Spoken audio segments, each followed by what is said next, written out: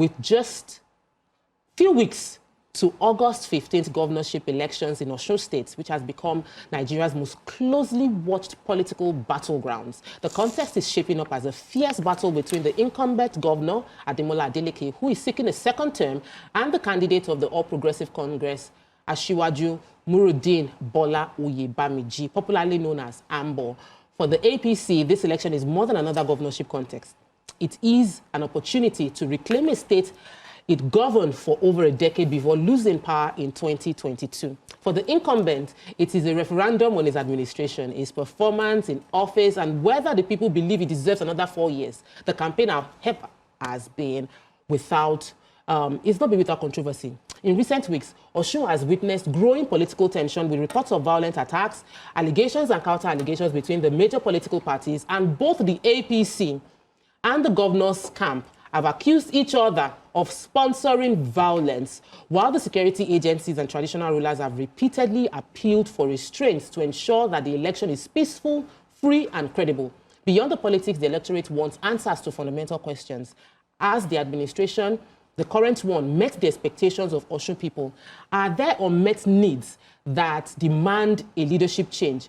Can the APC convince voters that it has learned from previous tenure and now offers a stronger vision for governance? And in a state where Governor Adeleke continues to enjoy significant popularity, what strategy does APC believe can overcome the incumbent advantage? Joining us today is a prominent APC leader and former Osun State Commissioner for Works and Transport, Engineer Remi Omowaiye.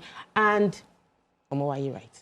Fantastic. He has remained one of the leading voices of the party in Osun and is actively involved in the campaign ahead of crucial election.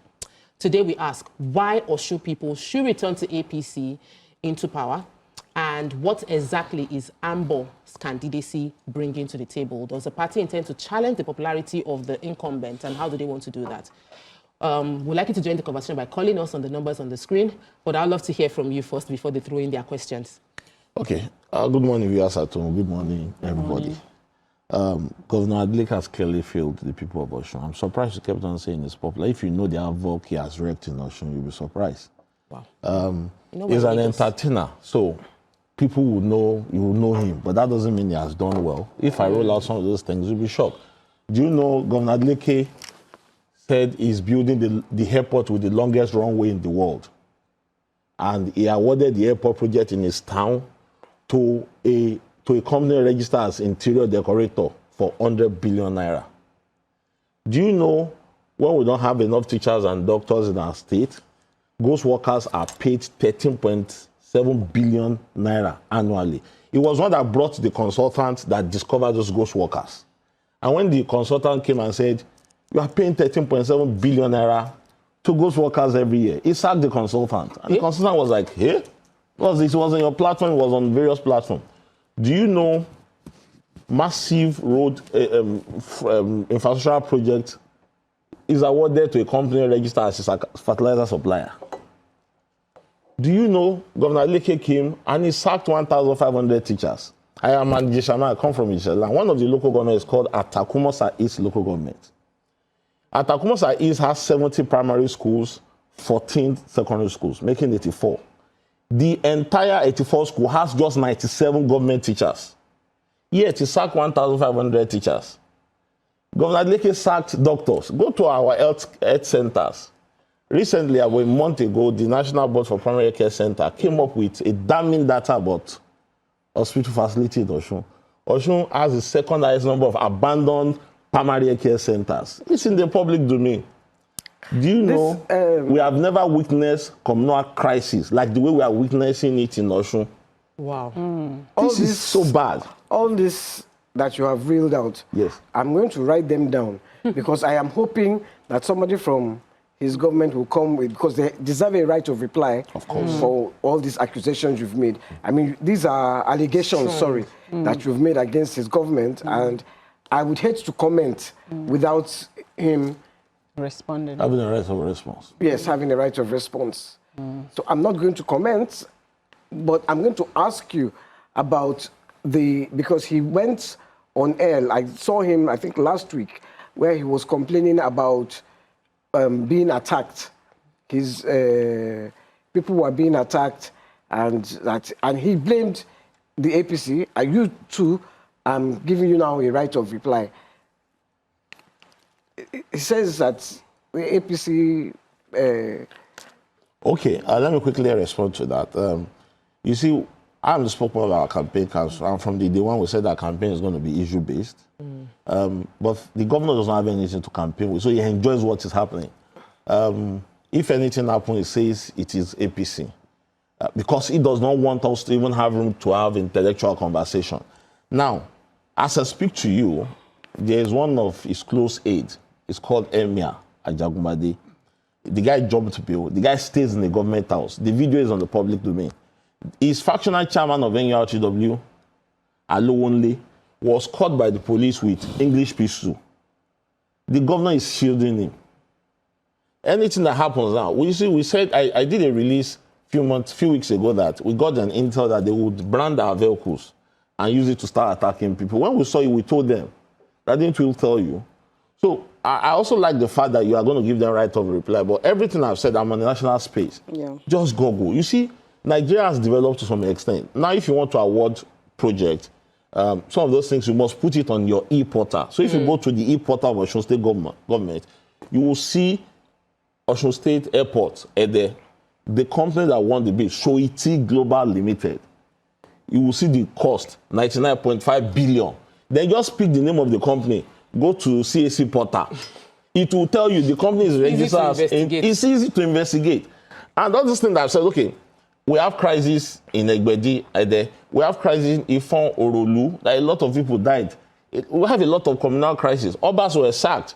1,500 teachers were sacked. On this platform, the consultant that the Adeleke government employed to carry out staff audit, that came out and said 13.7 billion 2023, 2024, 2025.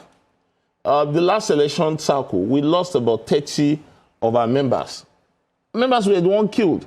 So I'm surprised when the governor comes and starts saying they are attacking me. It does not have anything to campaign with. It will tell you, I saw it yesterday now, they are bringing our rival to Olubadan to come and commission a flyover. Flyover that you awarded to a fertilizer supplier. In this time and age, it rained in Ife. I'll give you the video before I leave this place.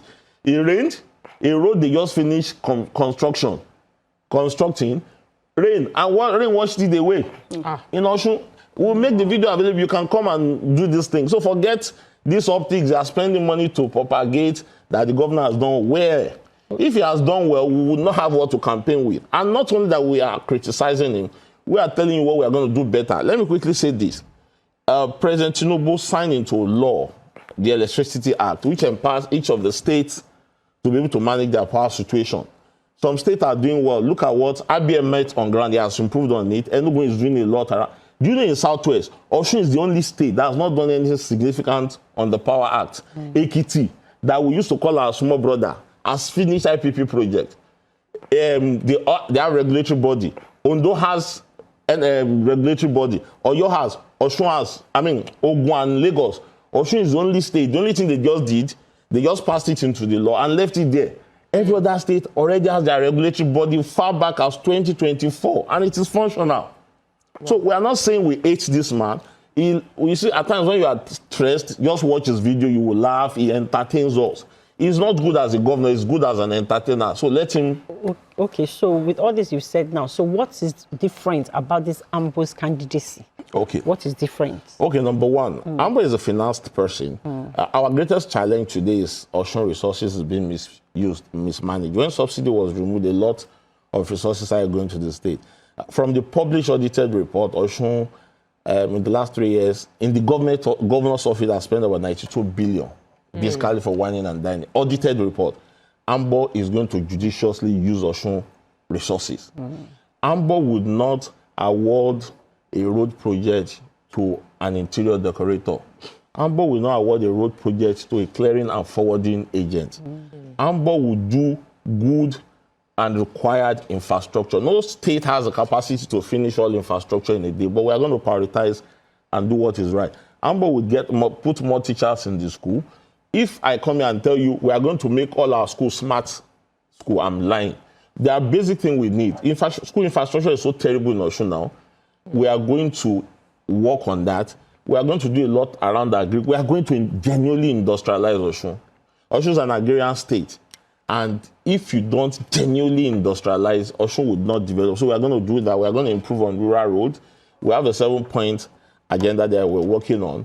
We had a model during the last administration of improving on the primary health care centers. We did 3 to the last administration, and that helped our maternal death rate cases. Now it's bad. These hospitals are no longer functioning. We don't even have medical workers. So AMBO would immediately recruit more doctors and medical practitioners to support the healthcare system.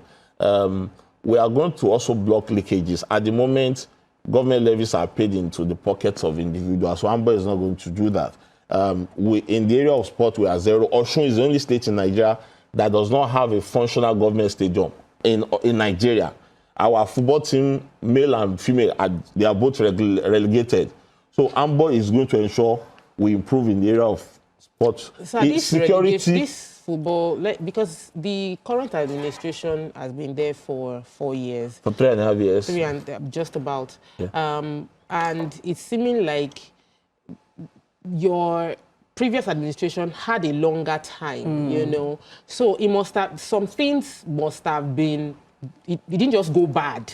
There were some things that could have been done then that were not done. So sometimes when campaign is ongoing, especially from people that have already served, it's always a question of what did you do when you were there? Okay, I just told you the primary care centers. When we were there, we did 332, and we employed doctors and nurses. So you came, you sacked those doctors, you abandoned those centers, so it deteriorated. So what has happened is Osun State had been taken to a level before he came in. So instead of him to, worst case, sustain or improve, the thing has now deteriorated. A lot of teachers are retired. You are supposed to replace them. Instead, you sacked 1,005 and you're not doing anything significant. I'll give you an instance. Security is a major challenge everywhere. As a governor, you access security vote. Audited reports shows you have accessed 14 billion. And as I speak to you, you have not bought a pin for the security operative. You took our local government chairman. They bought 300 bikes and 90 e-luxes for security operative. But there was a problem with local government chairman. We're in court. Yeah, we're in court. Yes. But our local government chairman, the one in the council, so they bought 90 e-luxes, 300 motorbikes. It was the APC, Ralph Aregbe bought that we still have in Osun. They have Amotekun. It was Oyetola administration that was tying Amotekun. It was the e-luxes Oyetola bought that Amotekun is to use. You know the thing that will even shock you on this show, and you can verify this. Amotekun was established by Act and Law, and it's supposed to say Amotekun Osun. Do you know they took Amotekun operative from Osun to go and be guiding the energy facility of the governor's elder brother in Ondo State? And the sad thing is that one of the operatives was going to resume one day. He had an accident and he died. Not allegedly. One of the operatives, his name is Abdullah, is from Egbedore local government. We went to his to where they buried him. He was going to resume at a motor show and he died. You are supposed to, the Amotekun is supposed to be for Osun, Amotekun Osun. So these are things going on. So this is not about media. These things are verifiable. Okay, so of course we've heard all of these things before. A lot of governors will come, they'll say they want to do this if elected into office and all of that. We've heard a lot, and then when they get into office, but have you had a governor awarding multi-billion-naira road projects to? All we've heard a lot. No, there's no governor that's not that in Nigeria. Then what I'm going to ask is, I want to know more of what he's going to come and do. I really want to know who this new the Ambo guy. Okay. What office has he held before, and what has he done so far? Okay. Let's see. He served as commissioner for finance in Osun, and when he came in, he stopped the half salary era in Osun. He was a commissioner of finance under Oyetola, the immediate past administrator, governor of Osun. Under him, we paid back 97 billion naira debt. Under him, for 4 years, we did not borrow a kobo. And when he left as commissioner for finance, he served as the MD of NIWA. So you can talk to anybody in NIWA, they will tell you what he did in NIWA. So he has the skill, he has the acumen, he's an accountant, he's a banker, you can verify his academic record. The other person, I mean, the person who want the people of Osun to chase out, you know his pedigree. So Asiwaju Bolo Ibamiji is sound, he understands the challenge. He's a farmer par excellence, so he understands the challenge we have. We are not just criticizing the governor. We have solutions. I told you earlier that if I come and tell you we are going to make all Osun schools smart, I'm only deceiving you. Basic thing we need to do, recruit qualified teachers and ensure that our schools' infrastructure are habitable.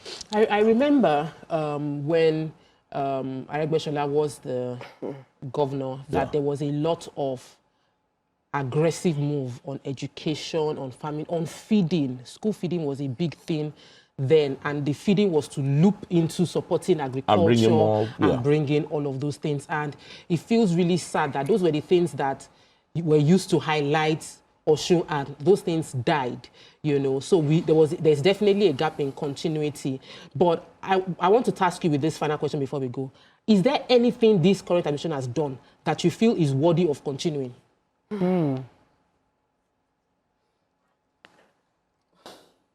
Nothing.